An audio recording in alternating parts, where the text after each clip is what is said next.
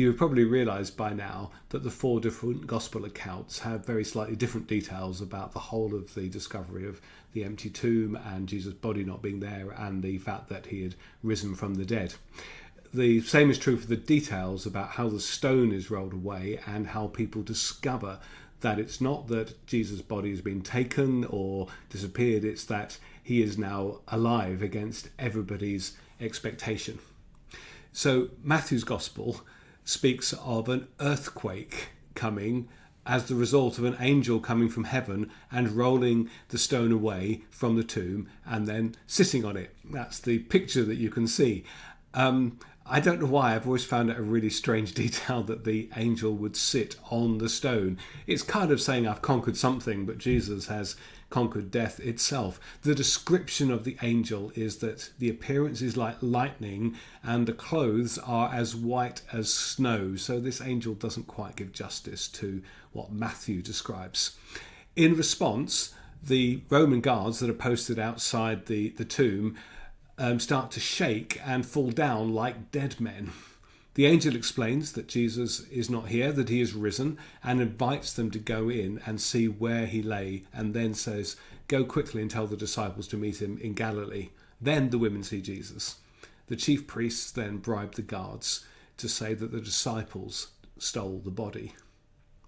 Mark has a very similar account. The women are discussing on the way how are they going to roll the tomb away from the entrance. This is to emphasise the fact that there's no way that Jesus didn't die properly and got up and managed to roll the stone away from the inside. This is just a physical impossibility. And the women are going to tend to Jesus' body, not even knowing how they're going to access it. When they arrive, the stone is already rolled away and the angel is inside and gives the same message as Matthew. The discovery of the fact that Jesus has risen from the dead comes from the explanation of an angel. In Luke, it says the women found the stone rolled away, and when they entered, they saw that there was no body. But then 2 men, clothed and gleaming like lightning, explain, I love this bit, "Why are you looking for the living among the dead?" And then it goes on in the same way that Matthew and Mark record. He is not here, he is risen. Remember how he told you.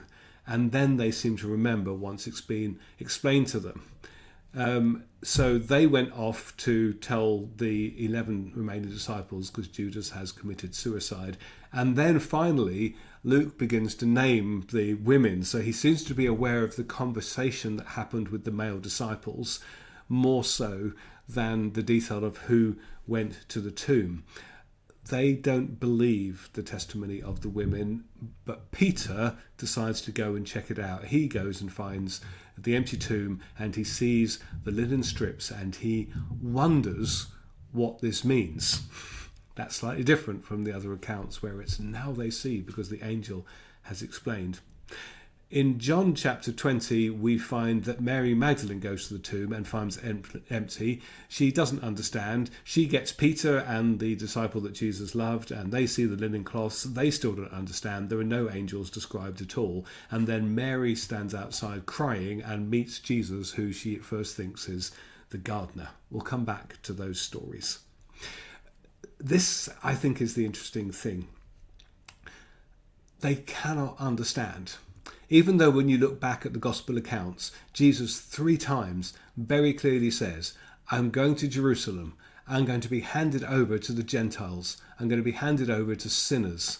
They are going to crucify me. I'm going to be buried. And on the 3rd day, I'm going to rise from the dead. He really spells it out just like that. And they cannot hear. They cannot take it in. They cannot understand. And it takes either the inspiration of the Holy Spirit, which is given at Pentecost and that we now have, or it takes literally the appearance of an angel looking like lightning and dressed in white and being incredibly scary, as angels always are in the scriptures, in order for them to see and hear and understand. And that is the importance of the angels in the story. They cannot perceive that the people coming to the tomb cannot understand. Surely it's obvious. Look, Here's some grave clothes that have been folded up and put where Jesus was. Here's a stone that nobody could possibly have rolled away, but an angel comes and rolls it away. Where is Jesus? Well, he's not here because he has risen from the dead. But they cannot see the evidence of their own eyes until the Holy Spirit comes or an angel comes and explains it. The same is true with Revelation for us today. We can hear, we can understand the story, but we meet Jesus properly because of the inspiration of the Holy Spirit.